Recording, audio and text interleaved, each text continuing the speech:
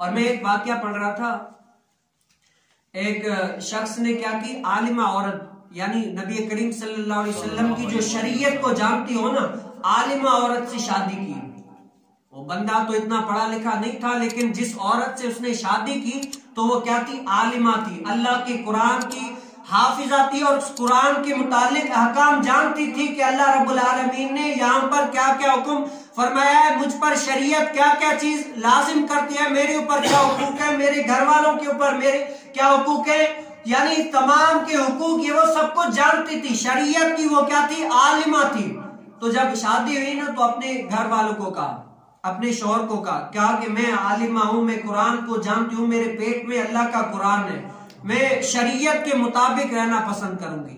तो उसने कहा कि सही है, मैं तो वैसे पढ़ा लिखा नहीं हूं, लेकिन क्या है, अल्लाह का शुक्र ये हुआ कि मुझे बीवी ऐसी मिल गई कि जो आलिमा है, अल्लाह के कुरान को जानती है, ये भी अल्लाह का शुक्र है। तो क्या किया, आराम आराम से रहने लगे। कुछ दिनों के बाद कहा कि देखो, अल्लाह रब्बुल आलमीन का कुरान और इस शरीयत में जो है ना, मुझ पर सांस की और इन घर वालों की खिदमत करना लाजिम नहीं है, और ये औरत पर भी है कि अपने ससुर और सास की उस पर खिदमत करना उस औरत पर लाजिम नहीं है। जरूरी नहीं है कि वो पूरे घर वालों के कपड़े धोए, सबका खाना बनाए। वो अगर खाना बनाना जरूरी है तो सिर्फ शौहर का, इसके अलावा किसी का भी नहीं है। और कहा कि ये भी काम, और मुझे जो है ना घर अलग चाहिए, कि मैं अपना घर अलग लूंगी और सबके साथ नहीं रह सकती, कि यहाँ पर आम लोग आते हैं या पर्दे का एहतमाम नहीं है, तो मैं घर अलग लेना चाहती हूँ, आप मेरे लिए अलग घर का इंतजाम करें कि मैं अलग रहना पसंद करूंगी।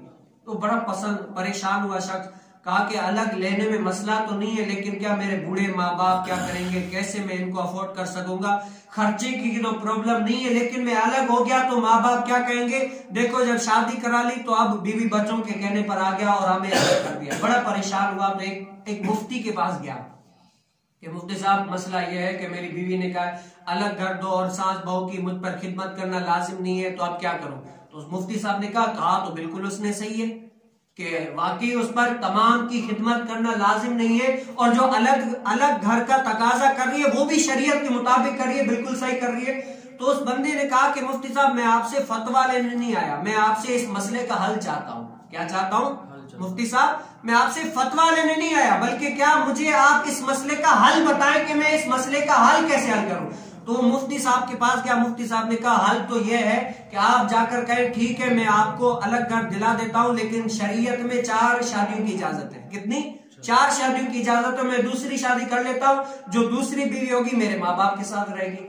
अब आपको पता है, सौतन औरत कभी भी बर्दाश्त नहीं करती, कहा कि छड्डो छोड़ देते, मेरे ये माँ बाप है, आपके माँ बाप है, तो मेरे भी माँ बाप है, साथ रहते हैं, मैं उनकी खिदमत करूंगी, मैं खाना वाना बना लूंगी। तो वो साथ रहने लगी। तो उससे उलमा ने कहा कि हर चीज गूगल से नहीं मिलती, हर चीज आदमी को गूगल से नहीं मिलती। कभी कभार उलमा के साथ बैठकर, मौलवियों के साथ बैठकर, कभी कभार उस मसले का हल बंदे को इल्म वालों से भी बैठकर मिलता है।